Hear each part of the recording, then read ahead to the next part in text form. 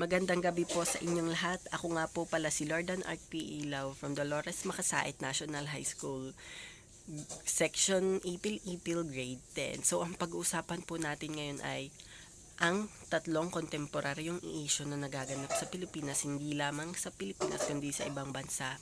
Ikauna, ang quarrying or pagkuha ng mineral sa bulong-bundukin, gaya ng pagkuha nila ng mineral sa bundok Banahaw.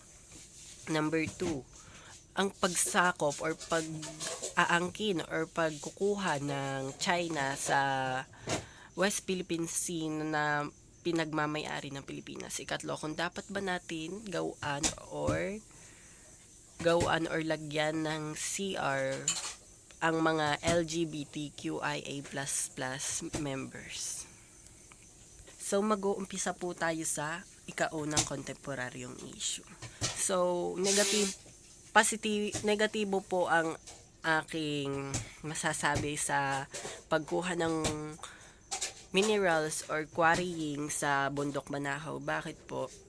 Let's say nasabihin na natin na ang dadahilan nila ay para makagawa kami ng papel, mga makabagong teknolohiya or makabagong gawain sa Pilipinas. Opo, let's say na magagawa niyo po yun lahat, pero dapat po iniisip po muna natin kung ano ba ang magiging epekto nito sa ating kalikasan.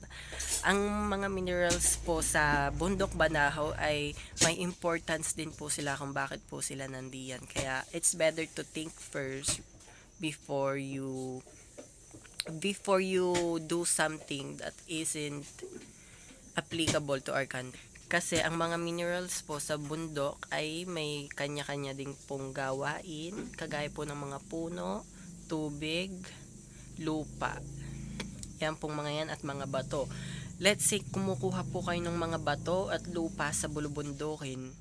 Pag yan po ay kinuha nyo or hindi na kaya, pag kumuha po kayo ng mga minerals, kagaya nga po ng rocks, soil and water and such trees, baka po mawalaan ng habitat life ang ating ecosystem sa mga puno, kagaya nga po ng mga aking mga nabanggit, kasi napaka-importante nga po nila sa ating ecosystem.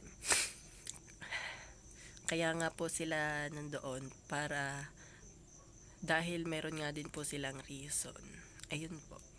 Ang ikalawa naman po ay ang pagkuha or pag-angkin ng China sa West Philippine Sea ng Pilipinas. Well, negatibo po ang masasabi ko dito. Ang ikalawa pong issue ay ang pag-angkin ng China sa West Philippine Sea. So,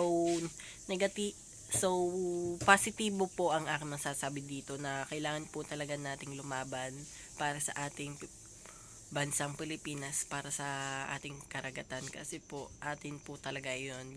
Kinukuha lang po ng China kasi naubusan na po sila ng kanilang. So positibo po ang masasabi ko sa paglaban ng Pilipinas na kunin or pigilan. Ang masasabi ko po sa ikalawang issue or ang pagkuha or pag-angkin ng China sa West Philippine Sea or yung mga Pilipino ay patuloy pa ring nalaban. Positibo ko pong masasabi na go lang po mga Pilipino, lumaban po kayo. O angkinin po natin ang sa atin at wag po natin ito ipang-angkin sa hindi sa kanila, kasi po okay lang po na lumaban tayo kasi atin naman talaga yon. Kaya lang po kinukuha ng China is dahil po nawalan na po sila ng mga isda sa kanilang karagatan, gawa po ng kanilang illegal activities. Sabay po ang ginawa naman po nila is illegally na mangsakop or mang-angkin ng may isla na hindi naman dapat sa kanila.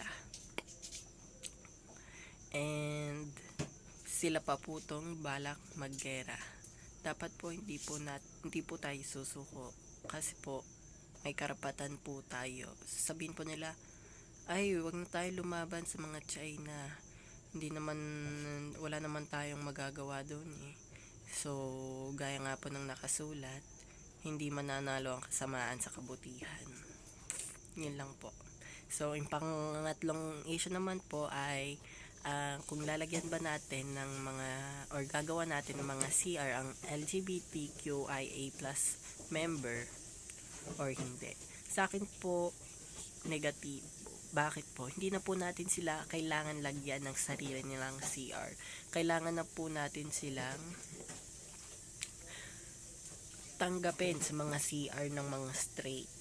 Opo, hindi naman po porket hindi sila biologically man or woman ay hindi na po sila pwede mag-CR sa ating mga CR ng mga straight, sa mga CR nyo po ng straight. I'm not biased here ha. I'm also member of LGBTQIA members and I want acceptance. Nararamdaman ko din po yung mga nararamdaman ng other LGBTQIA members dahil nga po naranasan ko din po yun. So, kailangan po talaga nating acceptin sila sa ating mga CR because they are also human. They need acceptance from people na porket sila ay bakla, bading, tomboy, or lesbian, or bisexual ay hindi na po sila pwedeng pagsiarin sa mga CR na lalaki, na tunay na lalaki at tunay na babae kasi that's unfair. Sabi naman po nila ay hindi pa rin po pwede kahit sila ay mga non-biologically men or women, hindi pa rin po talaga sila pwede kasi imagine po sasaktan kami ng mga transgender woman na lalaki pa rin na mas may lakas pa rin sa mga tunay na babae. Well, hindi po yun totoong nangyayari. Hindi naman po porket sila ay mga LGBTQIA+ member ay gano'n na po agad yung tingin nyo sa kanila. Negatibo na po agad kasi hindi naman po kayo babastusin or wawalang hiyain ng mga LGBTQIA members if pinakita nyo po sa kanila yung acceptance or yung paggalang as a LGBTQIA+ members. So, ang masasabi ko po dito ay hindi na po natin kailangan gumawa ng CR para sa mga LGBTQIA members dahil ang kailangan po natin gawin ay accept them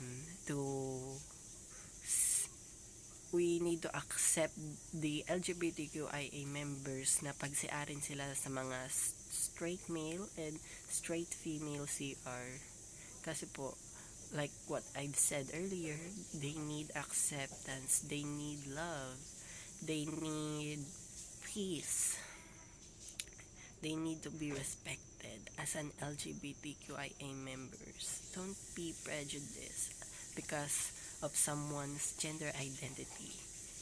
If you want to be respected by the LGBTQIA+ members, learn how to respect them first because respect is only given from the ones who deserve it. So, ako nga po ulit, si Lordan RP Ilaw at dito po nagtatapos ang aking negatibo o positibong masasabi about sa tatlong kontemporaryong issue na nagaganap sa Pilipinas, hindi lamang po sa Pilipinas kundi sa buong mundo. Maraming salamat.